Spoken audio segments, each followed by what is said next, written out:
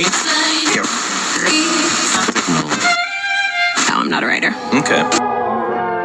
Something is about to break.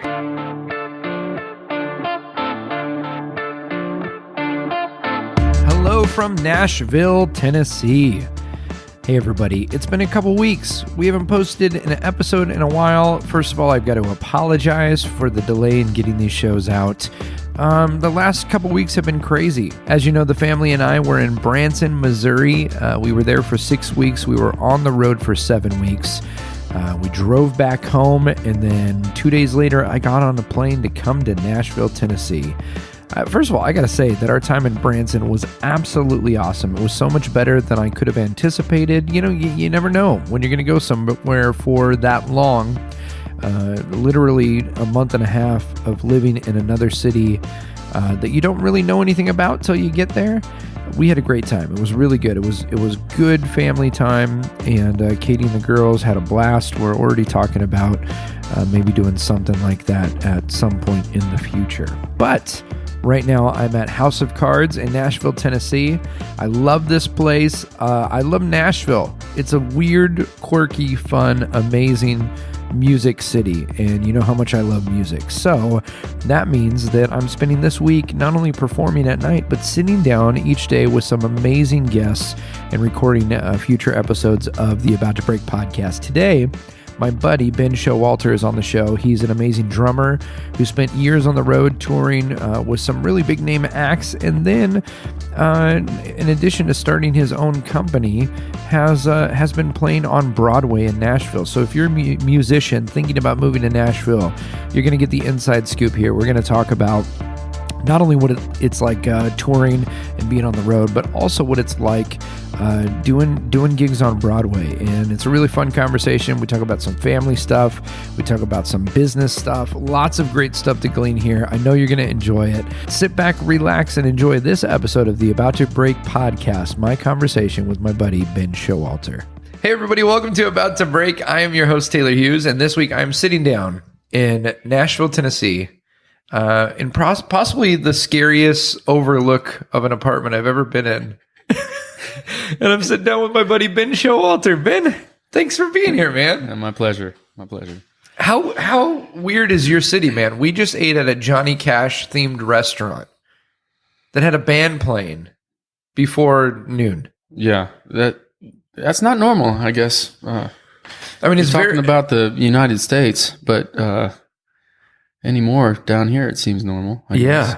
Yeah. You were saying music starts here at like 11 o'clock in the morning, right? Yeah, and most of the places on Broadway, music starts at 11 a.m. and it goes until 2:30 in the morning. That's wild, man. It's wild. And you do this? I do some of it. You do some of it. I do some of it, yeah. And sometimes you do a lot of it. But this is one of the reasons I wanted to sit down and talk, not just because whenever I talk to you, I have a good time, but you have a successful business that you're running. You've got a wife and kids, and you're doing the family man thing, and you tour as a musician, and then you play on Broadway in Nashville. Yeah, it's a wide range of activities. I was just telling another guy this morning that I don't think I've had a day off in 2 months. Gee whiz, man! Because if I'm not playing, I'm working. Yeah, just to keep up. So yeah, but. It's been good so far, Yeah. Just keep trucking. So. Yeah, I was talking to Katie this morning. We were looking at, because the only way to live life the way it seems like we both do is you have to like take it 1 week at a time, 1 day at a time, 1 month at a time. And it's been crazy busy. So we were looking at, okay, what does September look like? What does October look like? And we're literally going, well, we have these 2 weeks in November that look pretty good. And then it becomes the decision, do you block it out so you don't have so much going on, or do you end up going, well, it'd be really fun to go do this thing or that thing? Yeah. I find myself, I check in with my wife on Sundays usually, I think, and I say, okay, what's coming up this week? Because we've got 4 kids doing 4 different activities through the week. And, obviously I play at night on the weekend. So I try to get the rundown from her Sundays, so I know what's coming up for the evenings.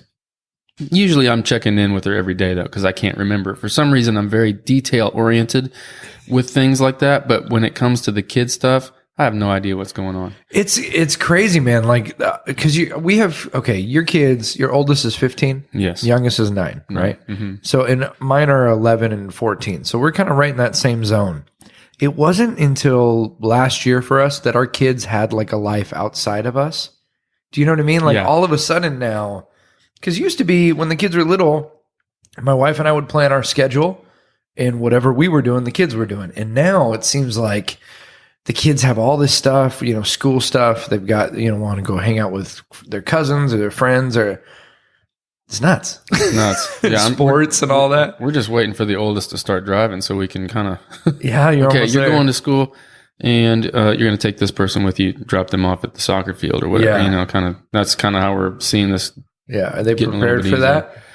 Have you told this to the 15-year-old? Yeah, and I'm trying to help him learn how to drive. So yeah, you haven't experienced that yet, I guess. No. But just wait. Is it terrifying? It's not that bad for me, but your wife probably. I do yell a little bit, and then I have to say, "I'm sorry, I didn't mean to yell, but I thought you were going to go off the road." And he's like, "Oh yeah." So. It's a juggling act 24/7. I feel like, but, I'm thankful for what I get to do, and each one makes the other one that much more, appreciated. So yeah, that's true. I'm thankful. That's cool, man. When did you get into music? When did the drumsticks first enter your life? I was in 7th grade, and I had a couple of friends that either had older siblings that were playing, or they also played themselves, and I'd go to their house, and something about the drums to me was exciting, Yeah. And I also have a great uncle who was a big band drummer. Really? He played with like Tommy Dorsey. He says he played with Elvis. No way. Rosemary Clooney, like Perry Como, like what? Yeah, like some of these old greats, that he played with. And it wasn't necessarily having my great uncle as a drummer that made me want to play drums, but when I fell in love with it, I was like, oh yeah, it's kind of in the family, you know? Yeah. And my parents never really introduced me to playing instruments. And when I found it, I was just like, oh, you guys ripped me off a little bit. I felt like that. But when I decided this is something I want to try, I went all in. And were they? I know they didn't like bring it up or put you in music lessons, but were they supportive of it? Or yeah. And my parents were separated when I was young. My dad always pushed the artistic side of things. Okay. And my mom always pushed the responsibility side of things. So I felt like my mom wanted me to be like, a doctor or a lawyer or something, secure and, providing for our family later on in life. Yeah. And my dad was always like, yeah, you got to do this. And before I found music, I was really into art. So I did a lot of pencil drawings and paintings and stuff. And my dad was like, man, you should get into tattooing. And so like it was something I was considering. And then when I found music, it was all about it. That's all I was all about music. So, was there like a band that you were into that you like? I remember when I was learning guitar, I was super into Nirvana. So it was like, I just learned every Nirvana song on the guitar, which just doesn't take that long, but I was into heavy metal. So like Metallica and, Megadeth and Pantera and all these really, aggressive style of music. And, that's kind of where I started, I saw Metallica later on, and I was a little disappointed in Lars because he's not great, but I still appreciate the music, So, when I, started in 7th grade, I was on bass drum for like a semester of school, and then summer came around and they said, all right, any drummers want to do marching band for the summer? And I was like, I'm in. And when I showed up, there was me and another guy. So instantly I was thrown on snare drum. Really? Yeah.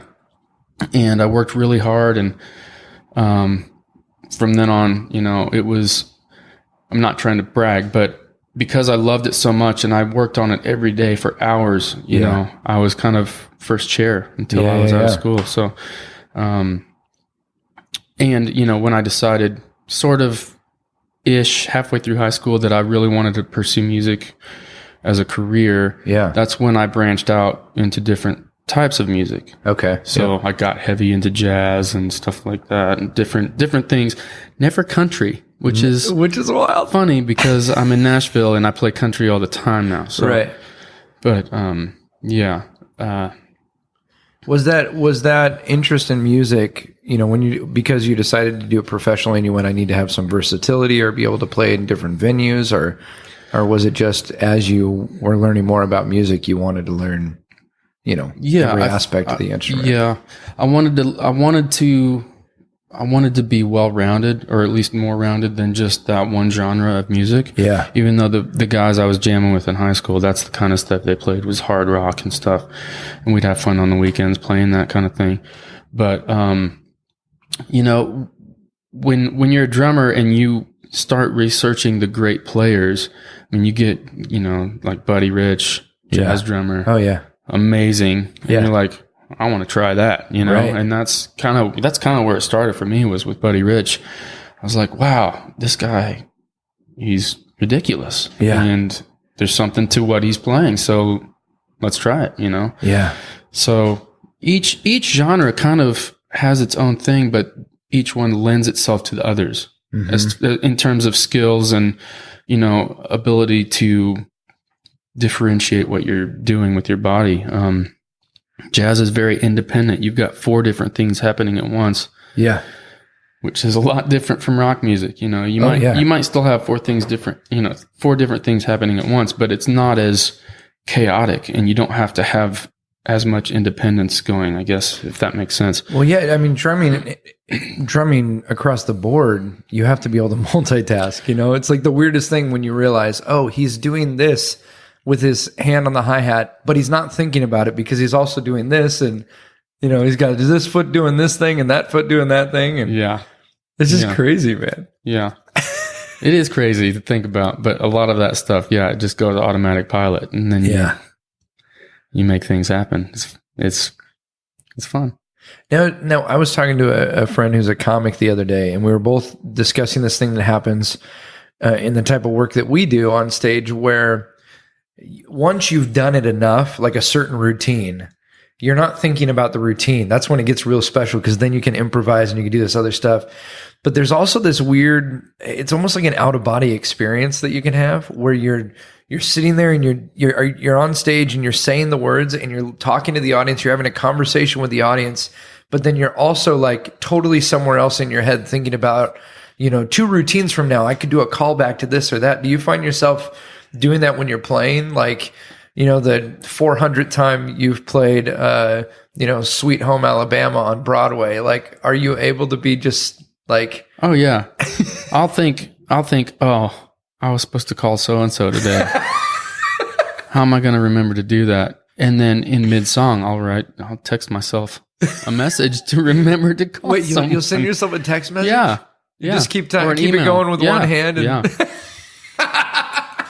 I've done it multiple times. I've messaged people while we were playing. If it's a song that, you know, is something like that Sweet Home Alabama, you've played it a million times, you don't even have to think anymore. I'm like, okay, I got a second here. I'll just type this out real quick. Send. Yeah. And then well, in the length of the sets, like for people who haven't been down on Broadway, like you're playing 3-4 hour sets at a time. Yeah. The ones I do are 3.5 to 4 hours long, and you don't really get a break. If you need to go to the bathroom and you say, hey, I'm going to need a spot here, they'll say, okay, you got an intro about a minute and a half. Wow.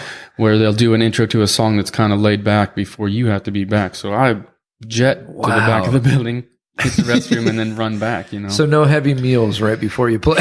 Yeah. Have you ever had any moments where you're like, I got to get out of here right now for a minute? Yeah. A couple of times. That's always my biggest fear, man, that I'm going to have to, like, you know, make something do. like what do you do, man?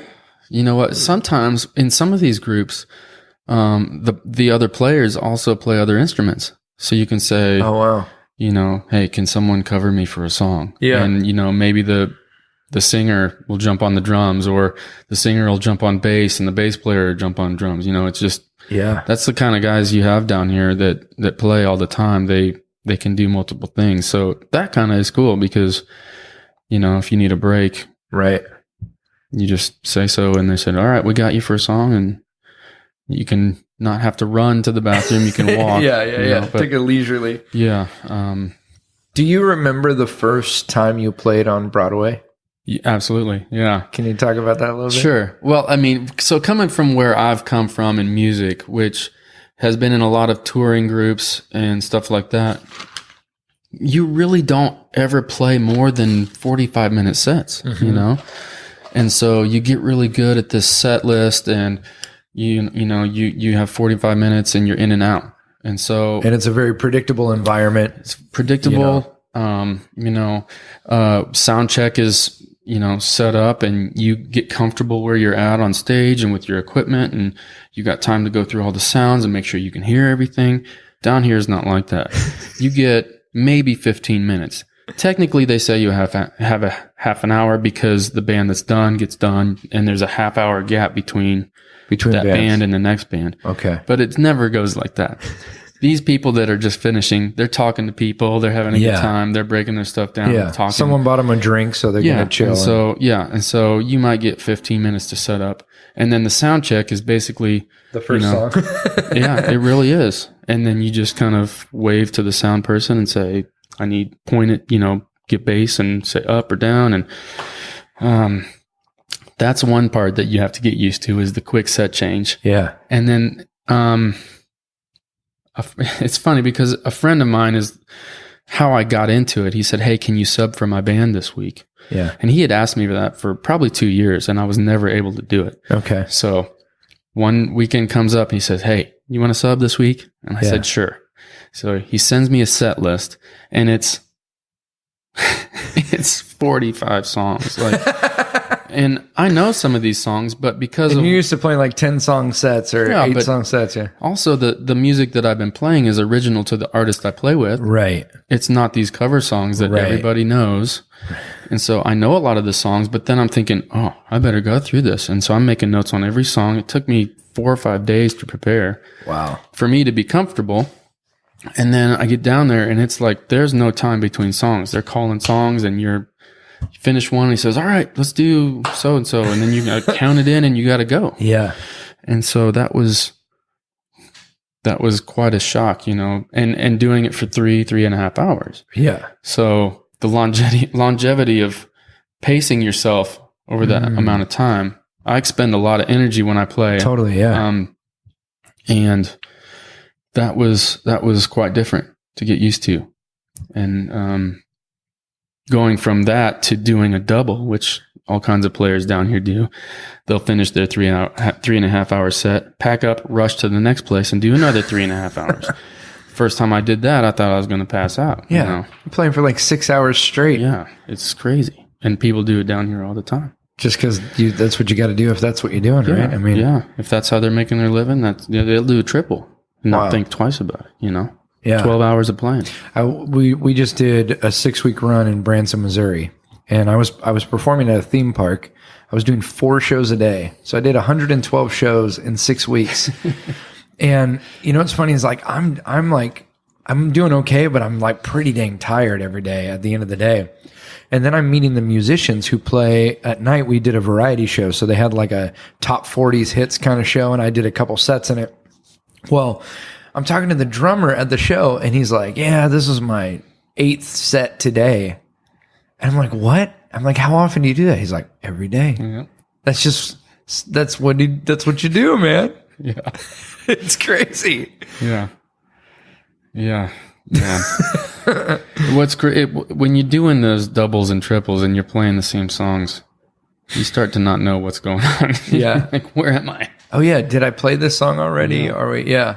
Where are we at in the song? That happens. You're like, wait a minute, do we do the bridge yet? Yeah. Did we do the bridge yet? Oh, no. Yeah. Then those sort of train wrecks happen, but... Yeah. That's crazy. Yeah, whatever. It's part of it. So you had already been, before you played on Broadway, you had already been touring with people and doing that thing on the road for years. Yeah. So I've played with a lot of different artists, a lot of great people. Yeah. Mainly in the Christian music side of things. Yep. Done countless tours and records and all kinds of stuff. It was my dream to play music, as a career. And we moved to Nashville in 2000. I had already commuted for a year. Okay. As my wife finished college, I drove from Indianapolis down to Nashville. Every time I'd have a tour, I'd drive for 5 hours, get in a van, and then drive hours to wherever we were going. Right. Those first couple of years here, all I did was music. Yeah. And I'm not much of a people person, so this career was, I guess it was a little backwards for me because I'm not a great communicator. So whereas a lot of people are great at networking, I was not. Yeah. I could have been doing a lot more playing at the time, and I wasn't doing a ton. It's weird how much of that, like people don't talk to you about that aspect of the business, but so much of it is like the people side of things. Yeah. Yeah. And, you run into people in the same line of work and you find that you don't like everybody. So it's like, well, I could be nice to this person, which I'm not saying I'm not trying to be nice to someone, but not to the point of where I'm just being nice to get a gig. Yeah. You know what I mean? Yeah. So long story short, I did just music for 2 or 3 years when we moved here. And then when we started having kids, it was like, oh, got to do some other stuff or get more gigs. Right. So that's kind of how this other business came about. It was a long, winding road to get to the business, but you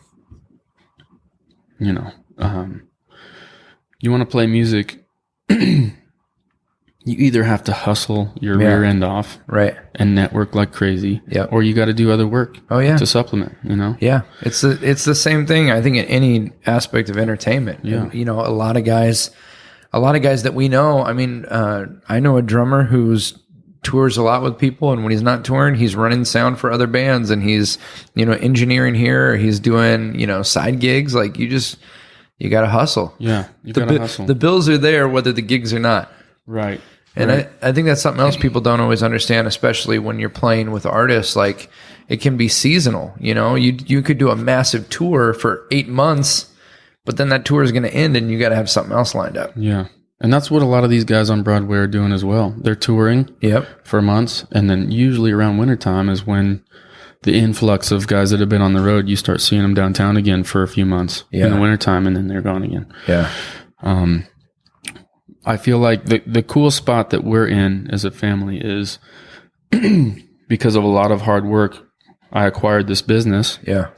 And now I get to do the gigs that I love to do. Yeah. So I'm not playing downtown to hustle. Right. I'm playing with the people I love. Yeah. They're good players. Yeah. And I get to travel with the boys that Brenton and Daniel and Bobby. And, like I was saying earlier, the business benefits the playing benefits the business. Yeah. I feel like I've got a good mix of things happening. Yep. It's just a lot of juggling. It is a lot of juggling, man, but you're doing it. Yeah. Doing it and happy. Yeah. So. And it becomes that thing too. Like, I mean, Katie and I were just having this conversation a year ago. I had a full on panic attack because I didn't have enough work lined up. I mean, we talked about this. Like I just shut it down for a month, like I'm worried about money. And then I canceled a month's worth of work because I physically couldn't get out of bed for a while. And now we're looking a year later, almost exactly a year later. And now we're in a different position of going, okay, we've said yes to too many things. Now we've got to scale it back and be able to go, okay, what do we really want to do? And say no to the other stuff, Yeah. But it is that balance, like you said, like, you don't play on Broadway because you have to, you play because you want to. And then it's always that balance of, okay, how many sets do I say yes to? That's fun, but it's also time away from work and family. And yeah, exactly. And you also, for people who are listening, you run your own business. You are the business. I'm the business, the sole employee. Sole proprietors, like you and I, if we don't show up, there is no business, right? Exactly. So it's, I'm sure it's probably tough too when you get an offer to go do like some killer gig somewhere, but that means that you know that work doesn't go away. You either got to haul butt like for a week beforehand, or you know when you come back, you've got to do double the work. Like, and that still happens. Yeah. I mean, even with the little amount that I do, I find that if I've got a 5-day trip coming up, yeah, I'm working way ahead and way behind, you know? yeah. But, well, we see the same thing too with the boys you play with. I mean, Bobby is like always making music, and so it's funny. Like everyone we do these trips like where there's like this killer like kind of getaway weekend, and Bobby's like hauling all this extra gear into his hotel room to make music in between sets. yeah. We're about to go to the pool. Hey, Bobby, you want to go to the pool? I've got to go record guitar. Yeah. Okay. Disney needs this song by 5, so it's crazy. Yeah. Yeah, but it's a pretty great life too, man. Yeah. You know, I'm realizing it's always easy to think about what you know, it'd be great if we could do this. It'd be great if you could do that. Like a year ago, my wife, I was joking with her, and I was talking with her about this opportunity that was going to come up. And I was like, okay, I think this is going to happen. If that happens, it'd be so cool. And then she seriously, like out of love, looked at me and said, are you going to be happy then?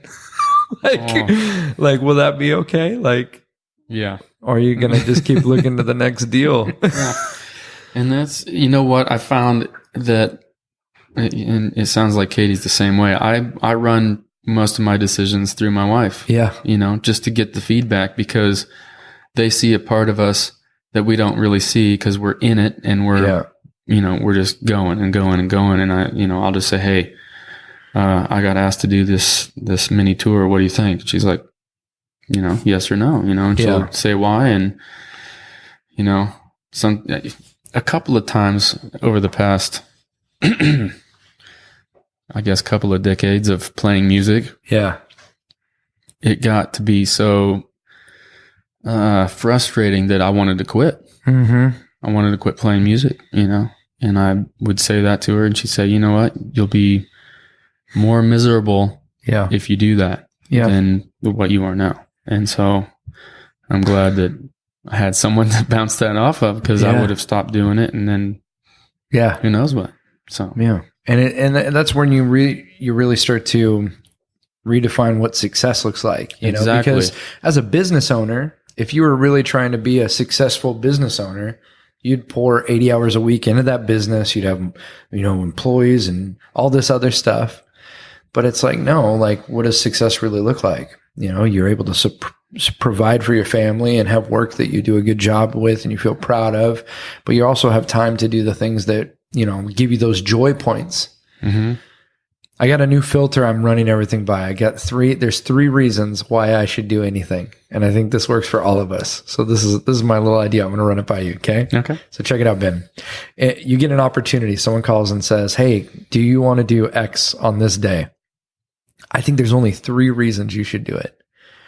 Either it's going to further your career, right? Like it's something that is going to further your career, or it's enjoyable, like it's a passion kind of thing.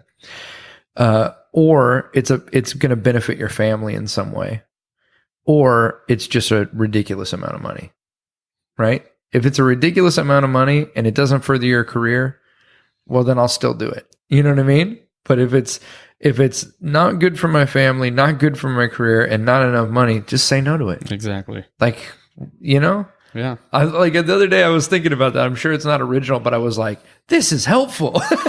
You know, because you're like, well, somebody asked me and they're a nice person and, you know, I want to help them and all of this. And well, was it good for your family to do that? Yeah. You know? Well, it's like that job I was telling you about earlier with the trailer, we'll just call it the trailer. The trailer. You know, we had a couple of days there where I was just thinking about that job was so frustrating to me that I was just not fun to be around. And so my wife was like, are you going to stop being a jerk? Yeah. And I'm thinking, why am I being a jerk? Well, this is weighing on my mind. And so how I explained to you, that job kind of grew, you know, into proportions that I wasn't willing to when you first tackle. When you first said yes to it, it was made sense. It was in your wheelhouse. Exactly. So that's, that morning when she said that to me, I was like, well, I probably just need to not do it. Yeah. Well, see, and being willing to adjust, like part of why we're self-employed, part of why we do what we do is so we don't have to do stuff that doesn't fit, Yeah. So it's okay. Like, so maybe you decided to take on a project and you worked on it for 6 months. And at 6 month mark, you go, this is not benefiting me. Stop doing it. Yeah. Yeah. I had a buddy the other day I was talking to, and he was really struggling about this decision about what he was going to do, the type of gigs he was going to take and this and that. And I went to him and I was like, dude, who's your boss? Who's the one that's making you do this? Oh, nobody? I mean, why else would you do this crazy business if it wasn't for the opportunity to make choices that are right? Right. So you got to go with your gut, man. Gosh, that's good. I feel like we just took it to church for some people.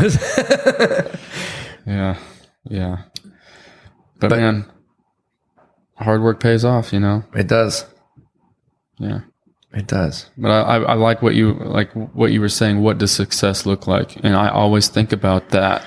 What does success look like? And I think it's happiness, Yeah. It's not saying I play for this band and I've played this many shows this year, or I have this business that's, grossing this much money. Right. I don't care about any of that. I've played on all kinds of stages, all size of crowds. And you know what? It only lasts for that day. Yeah. And then the next day comes and you're like, what am I going to do now? Yeah. How am I going to feel happiness this day? You know what I'm saying? So, well, and we have those, you have those moments, and I know that you've had tons of these moments where it's like the gig. Do you know what I mean? Like where you're like, this is it. Yeah. This show is going to be the show. And you realize after doing enough of those things that you go, oh, the world doesn't change because of one night. Like, you know what I mean? This could be the greatest you've ever played drums, and then tomorrow's going to happen. You know what I mean? Or it could be the worst you ever played, and you're still going to wake up tomorrow and life's still going to go on. And it's, I think doing these shows in Branson, like doing that many shows in a short amount of time, it's helped me with something I've struggled with for years, is always feeling like if I have a crappy show, I can't let it go. Like I just get so mad. You know what I mean? Like I hate that feeling. Like it's one thing, and especially when we're traveling, like you travel a lot. Like if you travel, you go to the East Coast to do a gig. If that gig is great, then you're traveling home like, yeah, let's have a drink. Let's talk about that great show. But if that show sucked, man, it's like being on the football team and getting in the bus after a terrible game and they turn the lights off. No one's allowed to talk. Like, it feels like that. But doing so many sets in a row, I found myself not having time to hang on to bad stuff. I just had to let it go. I just had to be like, it's gone. 30 minutes, I'm going to do it again. Maybe that one won't suck, Yeah. And, I'm trying to do that, man. It is tough though to let go of those bad stuff. It's tough to do it in the moment as well. I mean, you know, you play a song and you do it poorly. you gotta snap out of it right quick, or you're gonna be miserable for a couple hours. Well, and see, as a solo performer, as a magician or a comedian, a lot of times the audience doesn't know what you were gonna do. So if something goes different, but no one else knows. But you're playing with other people, and they all know. They all know. You're right. Yeah. They look at you, kind of your mouth. Sorry. Just Saturday, I did it wouldn't be a normal Saturday Broadway gig for me. I sub from time to time for this group, and the bass player, who's a good friend of mine, said, "Are you ready for this song?" And I've played it with them before. Yeah. And when he said that, I was thinking, I'm not ready for it, but he wants to do it. So I said, yes, I'm ready for it. And I counted it off, and I ruined that song. In my mind, I ruined it. And that was 4 or 5 songs into a 3.5 hour set, you know, you thought about it the whole time. I thought about it the whole time, and I could not get out of it. I sort of did towards hour 2.5, you know, I started feeling better, but yeah, man, those things. Yeah, they eat up at you. That's man. the biggest challenge, you know, is I think the other thing that I caught myself doing this last night, because I tried something new and I shouldn't have. You know what I mean? Like it's good to try new things, but like it was a set where I knew if I did this set the way I was going to do it, it would be great. But then I was like, ooh, there's this group that's from this certain company. And if I did something that like threw in their thing, like it'd be really cool. And it was fine, but it just threw me off. And I found myself getting in my head and being like, you idiot, why did you do that? You should have just done the thing you know works.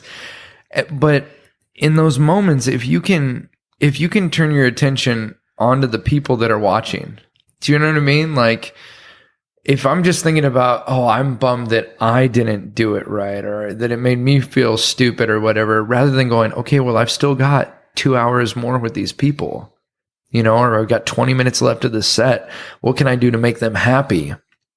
It makes a big difference, you know, if you start thinking about that. It's not always easy to do. Yeah, it's true. And then you start going, dude, these people don't even know, man. The other part of being on Broadway is half of those people, they don't know what's happening anyways. Buckets of beer, buddy. Yeah, Buckets of beer. They don't have a clue. Yeah. And they're still having a good time. So Yeah.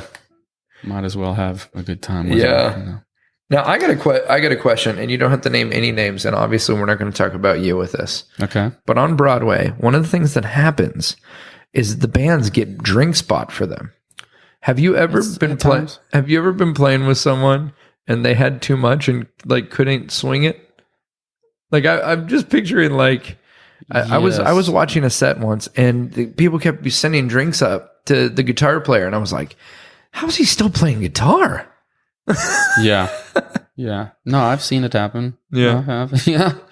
I've seen it with magicians, and it's hilarious. Oh, man. That's a different level to me. That'd be interesting to see. Yeah. I've played with a couple of guys that had a few too many, and you could tell because, and it's just like hearing someone talk, you know, their playing sort of starts to slur, you know, and you're like, oh, well, they're not being as solid as they usually are. Yeah. That's gotta be why. Not a lot of definition in those solos. Yeah. Yeah. And it's funny. You'll see guys that, some guys really push for those free drinks, you know, and they'll get nothing for a couple of weeks. And then one day it just hits and they get everything they asked for. And then they don't drink them, you know, cause they're like, they'll have a couple, 2 or 3, and they're like, oh, I can't. They just leave them sit on their amps, you know? Yeah. Which is probably wise, cause it's probably a good idea. Yeah. Yeah. It won't be working very long if they keep doing that. Yeah. Gosh, man. What's the biggest difference, when it comes to playing in Nashville versus playing on the road? I mean, I know there's obviously, we talked about the time difference and all of that, but like when you're touring with an artist and you're doing like original stuff, are there different things you enjoy about that you don't get doing, you know, the covers and things like that? Well, there's a couple of variables to that. So with Brenton, we've been playing together. I've been with Brenton, going on 11 and a half years now. Yeah. So it's, you know, we've developed a thing together, you know, the band. And so we're not playing covers per se. Some of them are not Brenton songs, but we've made them our own. Yeah. So there's a lot of things that we do together as a band that have developed over time. And also something about getting together with those guys and playing is just, it's good for my heart, you know? Yeah. Playing with original artists. Like I just did a record release, for a girl here in town a month or so ago. And to me, the challenge is nobody can be perfect, but I want to be as close to perfection for that artist as I can be. Oh yeah. Playing downtown, you're going to see great players. You're going to see a lot of sloppy players. You're going to see guys that know songs very well. You're going to see guys that know songs halfway. Right. And they'll get through them and it'll be fine for what it is.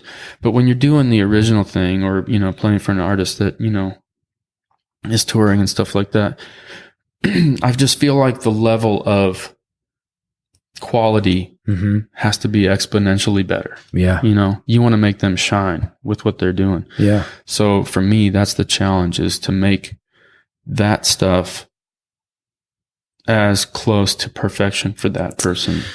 See, that's a different attitude than I think a lot of guys, if they got an opportunity to play with an artist, they would try to showboat and make themselves look, you know what I mean? Like, but I love your attitude. It's like, it's the thing that in my world of like corporate entertainment, the thing that makes me successful in that is when I put the attention on the client and say, how can I have people walk away and go, that was a great experience I had with this group, rather than look how great that guy was, Yeah. And a lot of people, they'll get a gig and they won't get another gig because they don't treat it properly like that.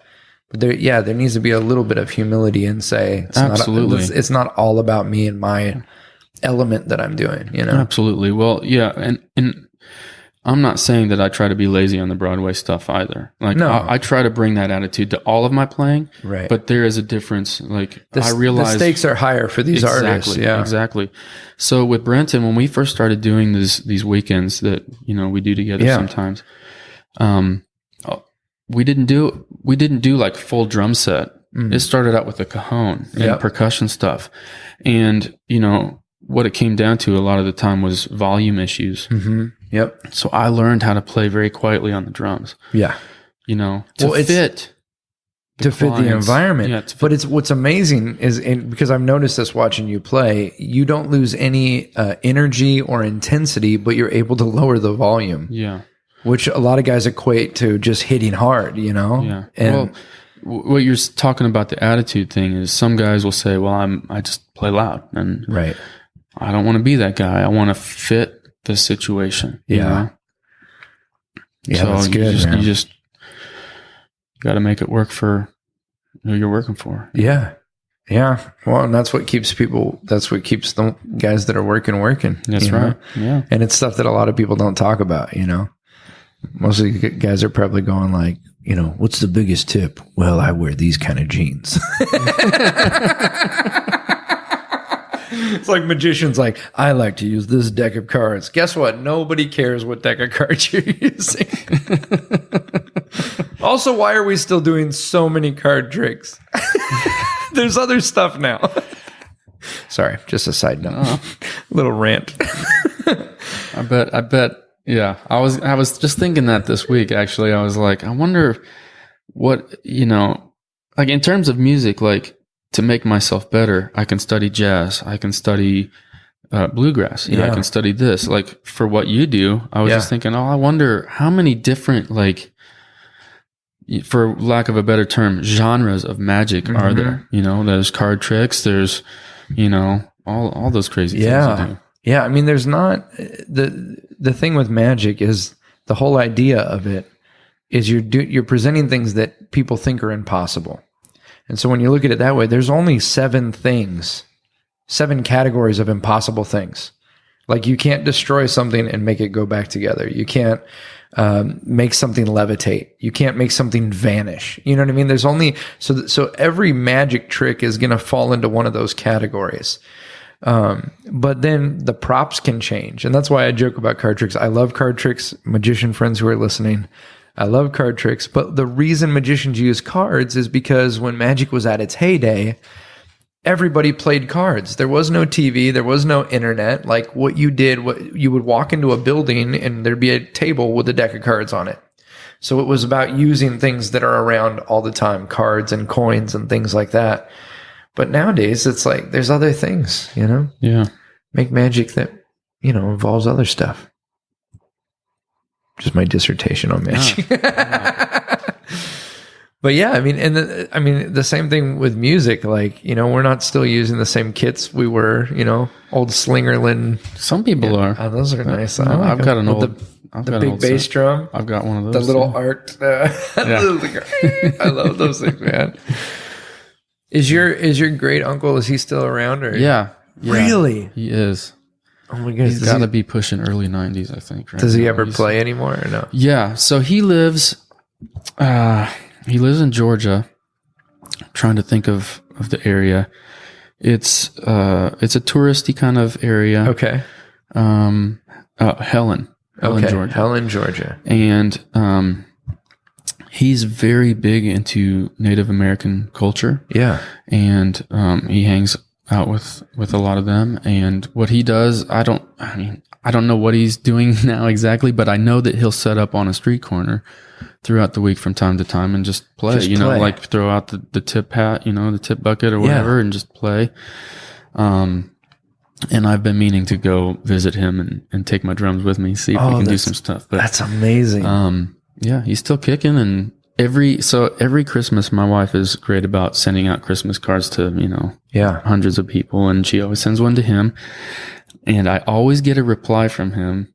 It usually comes in a big cardboard tube, and it's got things like posters from back in the day. No and pictures way. of him. Yeah. And it's kind of always the same stuff, but it's kind of still cool. Right, like you see, he sends this big poster of all these big band jazz drummers that, were playing premier drums or whatever at the time. And he's on there and he's like, still the fastest drummer and whatever. I love it, man. I love it.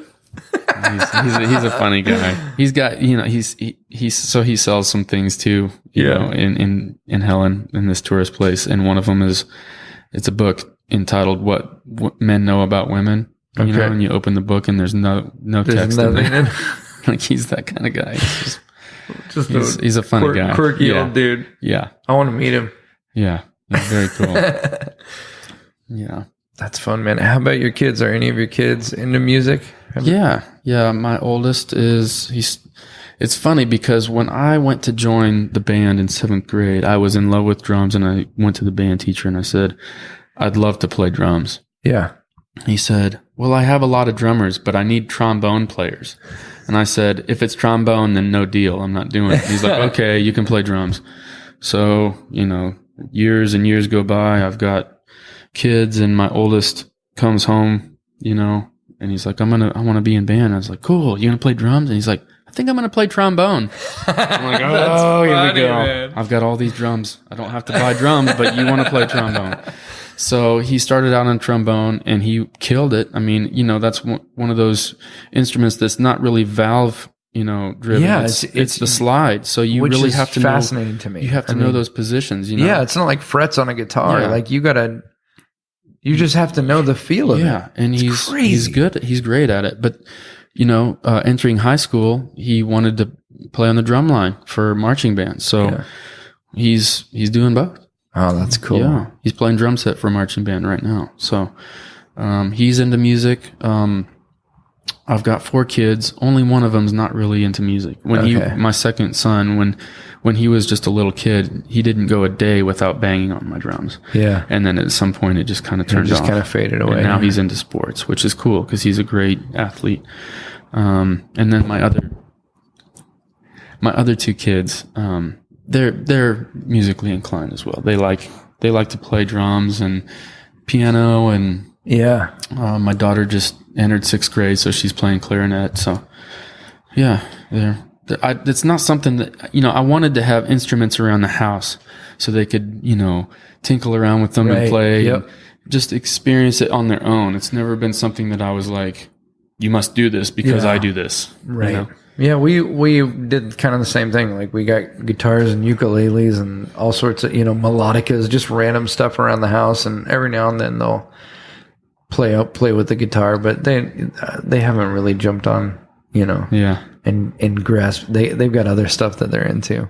But I think it's so important, man. Whatever your kids are into, like I was lucky. I have a lot of friends who, especially in the comedy world, the kind of the classic case is, distant parents and they weren't really involved and supportive. And it's like, I'm lucky enough to have parents that if we showed a spark of interest, they just pour gas on it. It's like whatever you need. And I think that's what we got to do. Yeah. Dude. And we both had kids young. I was thinking about this. I mean, your youngest is 9, mine's 11. Dude, it's not that long till they're grown up. Have you guys talked about that? I think about it a lot, actually, because, you know, as fast paced as we run, you know, I've got, you know, tops a couple more years with my oldest in the house, you know. Jeez, and man. it's just not cool. It's not cool. It's not cool. I go back and forth from being really to like getting emotional about it. Like, oh, I want to make the most of the time we got, which I do. And then other times I go, wow, we're still going to be young when we don't have kids in the house. You know what I mean? Like, I got friends who are like my age and they're just now having kids. Everyone's journey is different, but I'm like, kind of glad ours worked out the way it did. Yeah. You see some of these parents with the little kids, and you see the bags under their eyes and how tired they are, and you just pat them on the back and say, it's going to be over soon. Yeah. They're going to be taking care of themselves soon, you know? Yeah. And we taught our kids young, you know, how to make their own breakfast. So, yeah. Oh yeah. It's crazy. Our girls are like constantly cooking and like doing all sorts of stuff. Like they know how to, all right, you got to do your laundry. Like, you know, you teach them. That's good, dude. Yeah. The other day I was laughing because every time Katie and I see someone with a baby and she's like so sweet and will like love on the baby and I'll be like, oh, look at this. Your baby's adorable. And then we walk away and we're like, aren't you so glad we don't have babies? It's stinking exhausting. Yeah. And I think, you know, my wife, man, early on, she thought she could have 10. Yeah. Oh yeah. She was like, we're going to have 10 kids. And I'm like, what? And it's funny because she really, really wanted a girl, and our first was a boy. Yeah. She was okay with that. The second was a boy. She cried. Third was a girl. And when we found out the third was a girl, she said, I might be done at 3. And I was like, in my head, yes. 3. 6 minutes after the girl was born, she said, I think I want one more. Wow. Like, okay. After the fourth, she, you know, decided we had enough on our hands. You know? Yeah. So. Yeah. Katie always said that she wanted like 9 kids. And then we both, when we were in college, worked at a daycare, like taking care of other people's kids, like 4 and 5 years old. And then she was like, I don't want 8 kids.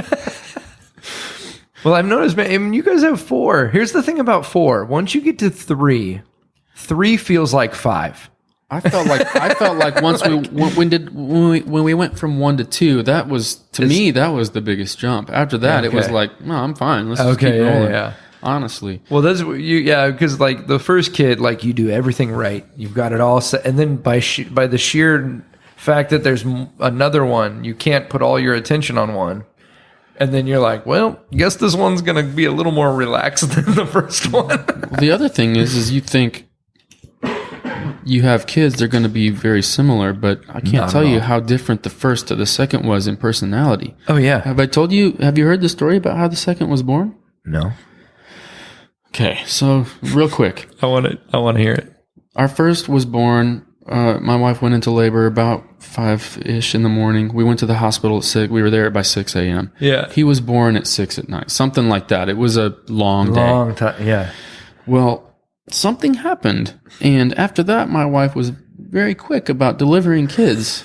Really? Yeah. She woke me up with the second. It was early in the morning. I heard her screaming in the bathroom. And I went in there, and she could not get up. She was going into labor. And so I had to dress her. She could not dress herself. The contractions were so powerful. Wow. And got in the car, dropped our firstborn off with some friends, and I got on the interstate, and it was rush hour traffic. And she's in labor. So I get on the shoulder, and I just floor it. We're about 15 minutes from the hospital we're going to. And I'm about a mile from the exit, and she says, it's happening. And I'm thinking, she's feeling pressured. It's not happening. But I put my hand down there, and sure enough, he was coming out. No way. Yeah. So in the car, I ran 2 red lights, and I get into the hospital parking lot, and I run in, and there's 2 people in the emergency room just hanging out. people that work there. Yeah. I said, you guys got to get out here. My wife's giving birth in the car. And they looked at me like, I'm like, get out there. And they go out there and they don't know what to do. But they get some people from, delivery down there and they take him out in the car. He's born in the car. Oh my goodness. Yeah.